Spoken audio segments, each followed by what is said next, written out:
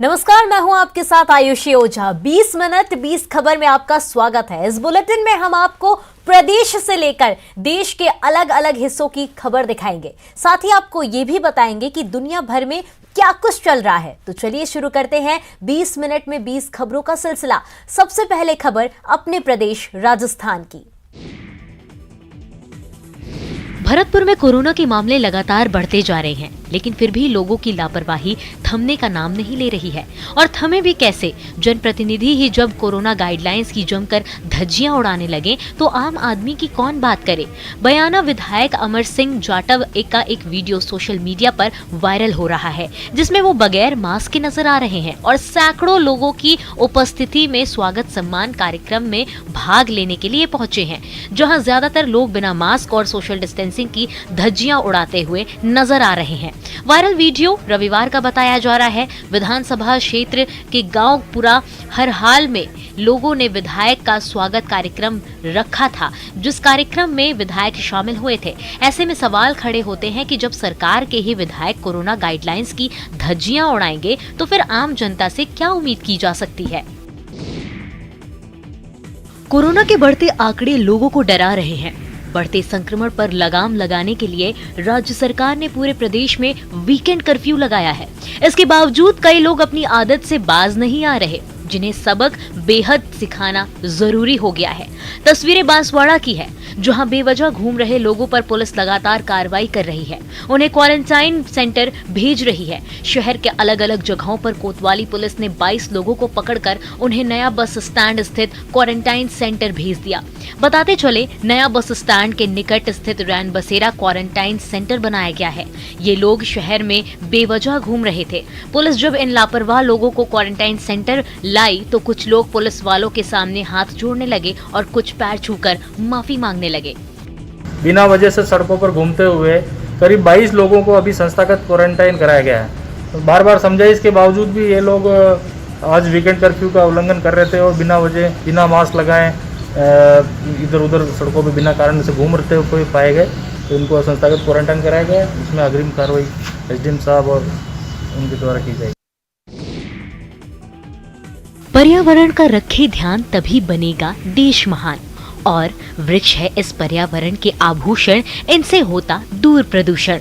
वृक्षारोपण की इसी अहमियत को बताने निकली बाड़मेर की बेटी अपनी मंजिल पर पहुंच गई। पर्यावरण के प्रति जागरूकता फैलाने के मकसद से भारत भ्रमण पर बाइक से निकली नीतू चोपड़ा ने दिल्ली पहुंचकर अपनी यात्रा खत्म कर ली।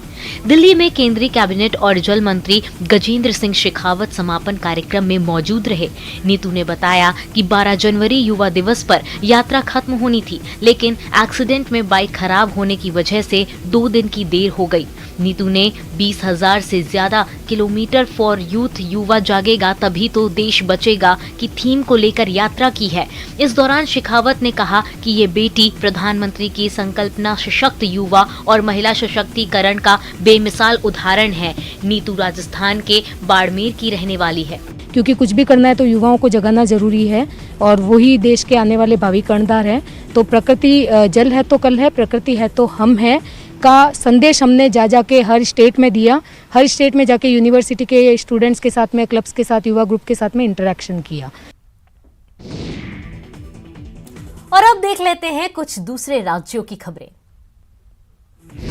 भारतीय संगीत की लय थम गई, सुर मौन हो गए, भाव शून्य हो गए। कथक के सरताज पंडित बिरजू महाराज जी नहीं रहे। पद्म विभूषण से सम्मानित 83 साल के बिरजू महाराज ने रविवार और सोमवार की दरमियानी रात दिल्ली के साकेत हॉस्पिटल में अंतिम सांसें ली। पिछले 1 महीने से बिरजू महाराज का इलाज चल रहा था। बीती रात करीब 12:30 बजे उन्हें सांस लेने में तकलीफ हुई, जिसके बाद उन्हें अस्पताल में एडमिट कराया गया, लेकिन उनकी जान नहीं बचाई जा सकी। लखनऊ घराने से ताल्लुक रखने वाले बिरजू महाराज का जन्म 4 फरवरी 1938 को लखनऊ में हुआ था। इनका असली नाम पंडित ब्रजमोहन मिश्र था। ये कथक नर्तक होने के साथ साथ शास्त्रीय गायक भी थे। बिरजू महाराज को 1983 में पद्म विभूषण से सम्मानित किया गया था। इसके साथ ही इन्हें संगीत नाटक अकादमी पुरस्कार और कालिदास सम्मान भी मिला था। काशी हिंदू विश्वविद्यालय और खैरागढ़ विश्वविद्यालय ने बिरजू महाराज को डॉक्टरेट की मानद उपाधि दी थी। बिरजू महाराज को 2012 में विश्व रूपम फिल्म में नृत्य निर्देशन के लिए राष्ट्रीय फिल्म पुरस्कार से सम्मानित किया गया था। इसके अलावा इन्हें 2016 में बाजीराव मस्तानी के मोहे रंग दो लाल गाने की कोरियोग्राफी के लिए फिल्म फेयर पुरस्कार भी मिला था। तीसरी लहर के बीच लोगों की भारी भीड़ में शामिल लोग न सोशल डिस्टेंसिंग का पालन कर रहे और न मास्क लगाने की जहमत उठा रहे हैं, वो भी तब जब कोरोना के बढ़ते आंकड़े डरा रहे हैं। हैरान परेशान करने वाली ये तस्वीरें उत्तर प्रदेश के उन्नाव से आई है। जी हाँ, उन्नाव में खुद को बसपा प्रत्याशी बताने वाले देवेंद्र सिंह ने कोविड नियमों को तार करते हुए बिना मास्क के भीड़ जुटाकर जनसंपर्क किया और अपने समर्थकों के साथ गलियों में जुलूस निकाला। शुक्लागंज के प्रेम नगर अंबेडकर पार्क में जनसभा को भी संबोधित किया। इतना सब होता रहा और उन्नाव प्रशासन अनजान बना रहा। यहाँ शक्ति प्रदर्शन के लिए आचार संहिता की धज्जियां उड़ाई गई, कोरोना प्रोटोकॉल को तार किया गया। आपको बता दें कि उन्नाव की सदर सीट से बसपा से दावेदारी कर रहे देवेंद्र सिंह ने बिना अनुमति भीड़ जुटा ली और बिना मास्क के भीड़ जुटाकर जनसंपर्क किया। इन तस्वीरों को देखकर साफ कहा जा सकता है कि उन्नाव जिला प्रशासन प्रत्याशियों के जुलूस पर रोक लगाने में पूरी तरह नाकाम साबित हो रहा है। वैक्सीन लगवाओ, टी शर्ट पाओ। उत्तर प्रदेश के मेरठ में वैक्सीनेशन को प्रमोट करने के लिए यहाँ के कमिश्नर ने एक अनोखी पहल शुरू की है। कोरोना के खिलाफ टीकाकरण करवाने वाले युवाओं को अब वैक्सीन के साथ टी शर्ट उपहार में दी जाएगी। वैक्सीनेशन के लिए आने वाले युवाओं को स्लोगन वाली टी शर्ट दी जाएगी। मेरठ मंडल के सभी 6 जिलों में यह अभियान चलाया जाएगा। ऐसा करने के पीछे बड़ा कारण जल्द से जल्द युवाओं को 100% वैक्सीनेटेड करना है। वैक्सीनेशन के बदले टी शर्ट का यह अभियान शुरुआत में मेरठ मंडल के 6 में से 2 जिलों में चलेगा। पहले फेज में मेरठ और बुलंदशहर में यह प्रयास किया जाएगा। पहले फेज में लकी ड्रॉ निकालकर टी शर्ट बांटी जाएगी। बाद में हर वैक्सीन लगवाने वाले युवा को टी शर्ट दी जाएगी। मैंने बिल्कुल अभी वैक्सीन लगवा लिया और सब बच्चों को मैं यही कहूँगी that they should go for it and they should not have any confusion in their mind. तो ये जो कदम उठाया है सरकार ने, मोदी जी ने, ये बहुत बड़ा कदम और बहुत अच्छा कदम है, जिससे खासकर बच्चे ही नहीं, पेरेंट्स भी और हम जिस तरीके से लगे हुए हैं सारे हेल्थ वर्कर्स, वो भी बहुत खुश हैं और सेटिस्फाइड हैं। उम्मीदों का टीका महामारी के पंजे से तो बचाता ही है, असाध्य बीमारियों से भी छुटकारा दिलाता है। कुछ ऐसा ही हुआ पिटरवार के इस शख्स के साथ, जिनका नाम है दुलारचंद मुंडा। 4 साल पहले सड़क हादसे ने उनकी जिंदगी ही बदल दी। न पांव पर खड़े हो पाते थे, न जबान साथ देती थी। तब से खाट पर जिंदगी की जंग लड़ रहे थे। तभी चमत्कार हुआ। स्थानीय आंगनबाड़ी सेविका ने घर पर ही उन्हें कोविशील्ड का पहला टीका क्या लगाया। अगले ही दिन बेजान शरीर में जैसे जान सी आ गई। रीढ़ की बीमारी ठीक हो गई तो जबान भी कैंची सी चलने लगी। पूरा तो कुछ न बोला नहीं पा रही अपना, हमें कुछ इतना जब से 6 तारीख के ले लियो सुबह, तब से तीन बदन भी तीन फुर्ती आवे लगल। खुशी है मैंने कैसन खुशी है से चल लालन गैस बुझा है। अच्छा पहले कैसन रहा हलो? पहले धीरे दुख में रही अथी से। पौष पूर्णिमा के स्नान के अवसर पर धर्म नगरी में ठंड और कोरोना का खासा असर देखने को मिला। जहां हजारों की संख्या में श्रद्धालुओं की भीड़ लगी रहती थी, वहां चंद लोग ही देखने को मिले। जी हां, ये नजारा है वाराणसी के 80 घाट का, जहां चंद लोग ही भागीरथी में स्नान करते नजर आए। पुरोहितों की चौकियां सुनसान पड़ी थी, न मंत्रों की गूंज सुनाई दे रही थी और न ही हर हर महादेव के जयकारे गूंज रहे थे। जबकि तस्वीरें पौष पूर्णिमा के दिन की हैं। इस दिन काशी से प्रयागराज तक गंगा किनारे श्रद्धालुओं की संख्या लाखों में होती है, लेकिन काशी के घाट सुनसान पड़े हैं। पहले तो हजारों की भीड़ थी और अभी तो कोरोना के चलते एकदम भीड़ है ही नहीं है घाट पर। ऐसा क्यों कर? और ठंड भी है, इसके कारण मतलब जनता आ नहीं रही है। और पहले बहुत भीड़ लगता था, लेकिन अब भीड़ एकदम नहीं है। अगले बार आया था तो हजारों संख्या में दिख रहे थे, और अभी तो लॉकडाउन की वजह से, कोरोना की वजह से भीड़ नहीं है। ऐसा नजारा सिर्फ 80 घाट का ही नहीं, बल्कि सभी घाटों का रहा। संगम नगरी प्रयागराज के माघ मेले में आए कई संत महात्मा अपने अनूठे अंदाज और खास गेटअप की वजह से श्रद्धालुओं के बीच आकर्षण का केंद्र बने हुए हैं। इन्हीं में से एक हैं शिवयोगी मौनी महाराज, जिन्हें लोग रुद्राक्ष वाले बाबा के नाम से भी जानते हैं। जी हाँ, सिर से कमर तक रुद्राक्ष ही रुद्राक्ष। रुद्राक्ष की एक दो नहीं बल्कि तकरीबन 500 मालाएं। कोई माला 11 रुद्राक्ष की है तो कोई 21, 51 और 108 रुद्राक्ष की। बाबा के शरीर पर तो रुद्राक्ष रहते ही हैं, इसके साथ ही करीब 100 माला वो अपने सिर पर भी बांधे रहते हैं। इनमें कई रुद्राक्ष एक मुखी हैं तो कई 16 मुखी तक। 11,000 रुद्राक्ष का संकल्प करीब 3 साल पहले ही पूरा हो चुका है और वो 51,000 रुद्राक्ष धारण करने के लक्ष्य पर हैं। 11,000 से ज्यादा रुद्राक्ष धारण करने वाले ये बाबा हैं शिवयोगी मौनी महाराज। मौनी बाबा अमेठी के परमहंस आश्रम के महंत हैं। रुद्राक्ष वाले बाबा की खासियत ये है कि वो ना तो खरीदे हुए रुद्राक्ष पहनते हैं और ना ही किसी से मांगते हैं। वो सिर्फ वही रुद्राक्ष पहनते हैं जो किसी संत या महापुरुष द्वारा उन्हें भेंट किए जाते हैं। उनके भक्त भी उनकी कठिन साधना को देखकर हैरत में पड़ जाते हैं। रुद्राक्ष वाले मौनी महाराज मेले में जहाँ भी जाते हैं वहाँ भीड़ से घिर जाते हैं। दाने दाने पर लिखा है खाने वाले का नाम। इस कहावत को सामाजिक संस्था रोटी बैंक के लोग सही में चरितार्थ कर रहे हैं।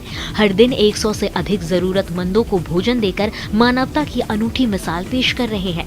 कभी कभी जरूरतमंदों की संख्या 2 से 500 तक भी हो जाती है, फिर भी सभी को भोजन दिया जाता है। तस्वीरें हिमाचल प्रदेश के नाहन की है। दशमेश सेवा सोसाइटी और रोटी बैंक के अध्यक्ष सरबजीत सिंह के मुताबिक इस महीने 60 परिवारों को राशन वितरित करने का लक्ष्य रखा गया है, जिसके तहत नाहन में करीब 40 परिवारों को महीने भर का राशन उपलब्ध कराया गया, जबकि 20 परिवारों को राशन उनके घर तक पहुंचाया जाएगा। रोटी बैंक का मुख्य मकसद जरूरतमंदों को 2 वक्त की रोटी मुहैया कराना है। भी कोरोना को देखते हुए घर घर जाके राशन देने का फैसला किया गया जी। दशमेश रोटी बैंक की वरिष्ठ सदस्य सतेंद्र कौर ने बताया कि रोटी बैंक से प्रेरित होकर उन्होंने एक और मुहिम चलाई है, जिसके तहत सर्दी के मौसम में जरूरतमंदों को गर्म कपड़े उपलब्ध करवाए जाएंगे। हिमाचल प्रदेश की पर्यटन नगरी मनाली सहित आसपास के क्षेत्रों में इन दिनों मौसम सुहावना हो चला है। घाटी में गुनगुनी धूप खिल गई है। इसके बावजूद यहाँ के बाशिंदों की मुश्किलें कम नहीं हो रही है। बीते दिनों हुई भारी बर्फबारी के बाद बेशक मनाली का मौसम सुहावना हो गया है, लेकिन ठंड का टॉर्चर लगातार जारी है। मनाली में मौसम के साफ होते ही तापमान में खासी गिरावट आ गई है, जिससे घाटी के लोगों की दिक्कतें और बढ़ गई है। तापमान माइनस में होने से नलकों का पानी भी जम गया है। वहीं दूसरी ओर वाहन चालकों को भी वाहन चलाने में खासी दिक्कतें आ रही है। इसके अलावा घाटी में मौसम सुहाना होने के बाद हिमस्खलन का भी खतरा बढ़ गया है। जिला प्रशासन ने लोगों से हिमस्खलन वाले क्षेत्रों का रुख न करने की अपील की है। इससे राहत ये है कि हमारे को धूप सेकने का भी मज़ा आता है थोड़ा, और टूरिस्टों को भी अच्छा खेलने का मज़ा आता है। जैसा कि आप देख रहे हैं, लगातार बर्फबारी होने से यहाँ के तापमान में तो वैसे बहुत ज़्यादा गिरावट आई है। -6-7 डिग्री तक भी चला गया है। पर्यटन नगरी धर्मशाला को जल्द ही बड़ी सौगात मिलने वाली है। जी हां, शीतकालीन सत्र के बाद पहली बार हिमाचल प्रदेश की दूसरी राजधानी धर्मशाला आ रहे मुख्यमंत्री जयराम ठाकुर इस चुनावी साल में धर्मशाला को करोड़ों की सौगात देने जा रहे हैं। ऐसा हम नहीं कह रहे, ऐसे दावे अभी से होने शुरू हो गए हैं। 19 जनवरी को मुख्यमंत्री जयराम ठाकुर का शेड्यूल धर्मशाला के लिए तय हो चुका है। सीएम धर्मशाला आकर 250 करोड़ रुपए से भी अधिक की विकास परियोजनाओं का उद्घाटन और शिलान्यास करेंगे, जिनमें से सबसे महत्वाकांक्षी रोपवे परियोजना है, जिसके जरिए लोअर धर्मशाला को अपर धर्मशाला के साथ जोड़ा जाएगा। रोपवे के संचालन से धर्मशाला में पर्यटन क्षेत्र में इजाफा होगा और रोजगार के अवसर भी बढ़ेंगे। इस बात की घोषणा धर्मशाला के विधायक विशाल नहरिया ने एक प्रेस कॉन्फ्रेंस में की। विधायक ने कहा कि सीएम 19 जनवरी को धर्मशाला में पिछले 4 साल से बन रहे युद्ध संग्रहालय का भी लोकार्पण करेंगे। यही नहीं, सीएम जयराम ठाकुर 19 जनवरी को ही धर्मशाला में पर्यावरण और प्रदूषण कंट्रोल बोर्ड सहित फॉरेंसिक साइंस लैब के भी भवन का उद्घाटन करेंगे। सर, आप देख रहे हैं कि हमें क्या दिक्कत है। दिखाई भी दे रहा है इस वीडियो में भी, पर हम बता सकते हैं कि हमारे घर टूटे हुए हैं। गौशाला टूटी 3 साल हो गए, ना तो यहाँ कोई प्रधान दे रहा है हमें गौशाला, हमने पाँव भी उनके छुए जाके। हिमाचल प्रदेश के चंबा में कई लोगों को सरकार की कल्याणकारी योजनाओं का लाभ नहीं मिल रहा। न्यूज़ 18 इससे पहले कई ऐसे लोगों के घरों का हाल दिखा चुका है। लोग सरकारी दफ्तरों के चक्कर काट काट कर थक गए, लेकिन उन्हें इन योजनाओं के बारे में जानकारी नहीं मिल पाई। यहाँ तक कि लोगों ने अपने पंचायत प्रतिनिधियों के पांव तक पकड़े, लेकिन उसके बावजूद उन्हें कोई फायदा नहीं मिला। जबकि सरकार ये दावा करते नहीं थकती कि जिले के अंतिम व्यक्ति तक वो इन योजनाओं का लाभ पहुँचा चुकी है। थक हार कर लोग न्यूज़ 18 को फोन करके अपनी समस्या बता रहे हैं। आए दिन लोग न्यूज़ 18 को फोन कर अपनी व्यथा बताते हैं और जिम्मेदारों तक गुहार पहुंचाने की फरियाद करते हैं। तो आप अभी देख ही चुके हैं 10 मिनट पहले कि हमारी गौशाला कितनी टूटी हुई है, वहाँ पे पानी आता है और घर का ये हाल है कि अंदर मतलब पानी आ रहा है, फर्श पूरा गीला है। जल्लीकट्टू सांड और इंसान के बीच खेला जाने वाला रोमांचक खेल। तस्वीरें तमिलनाडु के मदुरै की है। कोरोना संक्रमण के बढ़ते मामलों के बीच मदुरै स्थित पिलामेडु क्षेत्र में जल्लीकट्टू प्रतियोगिता शुरू हो गई। इस खेल के प्रतियोगी को एक समय में बैल के कुबड़ को पकड़ने की कोशिश करनी होती है। बैल को वश में करने के लिए इसकी पूंछ और सींग को पकड़ा जाता है और बैल को एक लंबी रस्सी से भी बांधा जाता है और जीतने के लिए एक समय सीमा में बैल को काबू में करना होता है। कुल मिलाकर खेल में बैल को वश में करना ही इस खेल का लक्ष्य होता है। जल्लीकट्टू खेल को पुराने समय में येरुथाजुवुथुल से भी जाना जाता था, जिसका मतलब है जल्लीकट्टू को गले लगाना। जली का मतलब है सिक्के और कट्टू का मतलब है बैग, जिसका मतलब है सिक्कों से भरा हुआ बैग जो बैल के सींगों पर बंधा होता है और जीतने वाले यानी विजेता को ये बैग मिल जाता है। गौरतलब है कि पोंगल पर 3 जल्लीकट्टू कार्यक्रमों का आयोजन किया जाता है।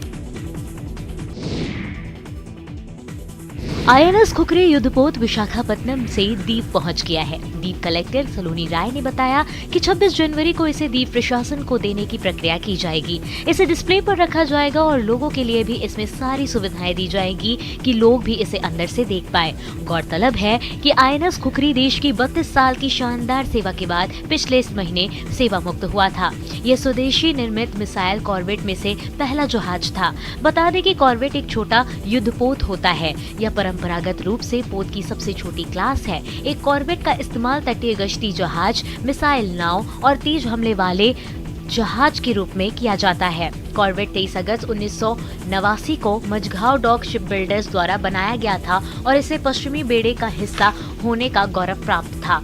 INS खुखरी के 6,44,897 समुद्री मील से अधिक की दूरी तय की, जो दुनिया का 30 बार चक्कर लगाने के बराबर है। इसके अलावा ये दूरी पृथ्वी और चंद्रमा के बीच की दूरी का 3 गुना है। ये जहाज भारतीय सेना के गोरखा ब्रिगेड से जुड़ा था। जिस कला पर आप निसार हैं, रंगों के जिस संयोजन पर आप मुग्ध हैं, उससे जुड़ी एक और खासियत जानकर आप दांतों तले उंगलियां दबाने के लिए मजबूर हो जाएंगे। आमतौर पर कला की दुनिया के लोग फक्कड़ होते हैं, लेकिन यहाँ मामला अलग है। जी हाँ, केरल के कोट्टायम में नए साल की बम्पर लॉटरी में पेंटिंग करने वाले एक स्थानीय कामगार ने 12 करोड़ रुपए जीते हैं। अयमानम के सदानंदन ने तिरुवनंतपुरम में लकी ड्रॉ जारी किए जाने से चंद घंटे पहले ही रविवार सुबह एक विक्रेता से लॉटरी टिकट खरीदा था। पिछले 50 वर्षों से पेंटिंग कर रहे सदानंदन ने संवाददाताओं से कहा कि उन्होंने सुबह सिल्वन नाम के लॉटरी विक्रेता से उस वक्त यह टिकट खरीदा था जब वो मांस खरीदने के लिए बाजार में गए थे। सदानंदन इस पैसे से अपने बच्चों के बेहतर जीवन यापन की व्यवस्था करेंगे।